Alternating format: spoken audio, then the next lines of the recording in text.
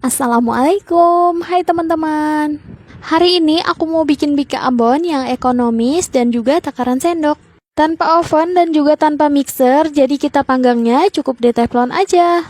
Langsung aja yuk kita buat. Nah, di sini aku sudah siapin panci, kemudian kita masukkan santannya. Tadi aku pakai 1 bungkus santan instan dan ditambahkan 235 ml air, jadi totalnya 300 ml ya. Tambahkan 2 batang serai yang sudah digeprek, 5 lembar daun jeruk yang disobek-sobek, setengah sendok teh kunyit bubuk dan setengah sendok teh garam. Nah, ini diaduk dulu sampai tercampur, kemudian kita rebus aja. Pakai api sedang dan sambil diaduk-aduk terus, jangan sampai santannya mendidih. Ini kita masak aja sebentar sampai 2 menitan dan sambil diaduk-aduk terus biar santannya nggak pecah. Nah, ini santannya sudah selesai aku masak, kemudian kita dinginin dulu. Sambil nunggu santannya dingin, kita siapin tepungnya ya. Yang pertama aku pakai 16 sendok makan tepung tapioka. Kemudian 8 sendok makan tepung terigu. Jadi untuk takaran tepungnya 2:1 ya teman-teman. Setelah selesai, ini tepungnya kita sisihkan dulu. Lanjut kita siapin 3 butir telur, kemudian tambahkan 9 sendok makan gula pasir. Atau sesuai selera ya, kalau mau lebih manis, gulanya boleh ditambahkan. Nah, ini aku aduk dulu sampai semua gulanya larut. Gak usah terlalu lama ya, cukup sampai gulanya larut aja. Ini udah selesai, kita sisihkan dulu. Lanjut, tepungnya tadi kita tambahkan 1 sendok teh penuh ragi instan dan 1 bungkus vanili bubuk. Diaduk dulu sebentar sampai tercampur, kemudian tambahkan air rebusan santan tadi sedikit demi sedikit. Dan sambil diaduk-aduk ya teman-teman. Nah, untuk air santannya ini tadi masih agak hangat-hangat kuku. Jadi nggak yang dingin-dingin banget gitu, masih agak hangat sedikit, langsung aja kita masukin. Ini air santannya aku pakai semuanya ya, dan masukinnya sambil disaring kayak gini, biar semua daun-daun jeruknya nggak keikut masuk. Kalau semua airnya sudah masuk, kita aduk dulu sampai semuanya benar-benar tercampur rata. Nah, setelah tercampur rata kayak gini, lalu kita masukin telur yang dikocok sama gulanya tadi. Kita masukin aja semuanya. Kalau udah masuk, ini tinggal kita aduk lagi sampai benar-benar tercampur rata. Diaduk aja selama beberapa menit sampai adonannya agak berbuih. Tapi nggak perlu lama-lama, kurang lebih 5 menitan aja. Nah, ini adonannya sudah agak berbuih, kemudian kita siapin mangkok. Pindahkan adonannya ke mangkok sambil disaring, biar tepung-tepung yang menggerindilnya nggak ikut masuk. Nah, jadi tekstur adonannya kayak gini ya teman-teman. Setelah selesai disaring, ini tinggal kita tutup aja pakai kain bersih dan didiamkan kurang lebih selama 1 jam atau sampai adonannya mengembang. Nah, setelah 1 jam ini dia adonannya sudah mengembang.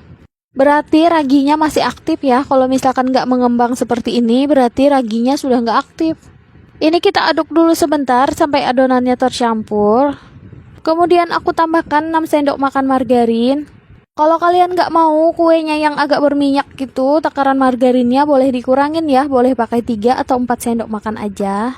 Nah, setelah itu kita aduk lagi sampai benar-benar tercampur rata dan nggak ada lagi margarin yang mengendap di bawah.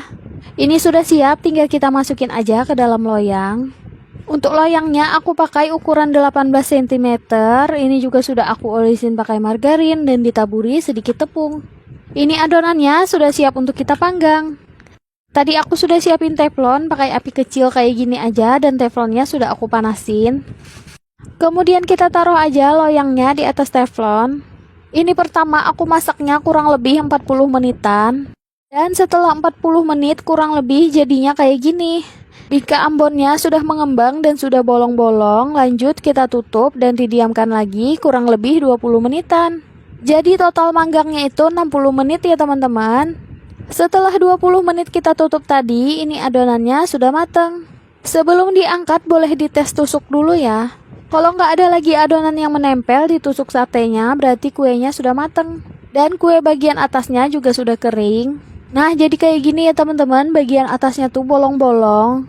Sebelum dikeluarkan, jangan lupa kita sisir dulu pakai pisau, biar kuenya nggak menempel. Oh iya, ini tuh pertama kalinya ya teman-teman, aku bikin kue bika ambon. Dan nggak tahu juga kira-kira nanti ini berhasil atau gagal. Karena sebelumnya aku belum pernah bikin kue kayak gini sama sekali ya. Nah, ini kuenya langsung aja kita keluarin. Nah, bagian bawahnya tuh kayak gini, nggak gosong sama sekali ya teman-teman. Lanjut, kita potong aja kuenya karena aku sudah penasaran banget sama hasilnya. Kira-kira ini berhasil atau gagal ya untuk yang pertama kalinya aku bikin? Kalau dilihat dari bagian atasnya sih sepertinya ini bersarang ya. Tapi kita nggak tahu di bagian tengahnya seperti apa. Nah, jadi ini dia ya teman-teman hasilnya. Masya Allah, ini tuh bersarang banget. Bener-bener full sarang gitu ya.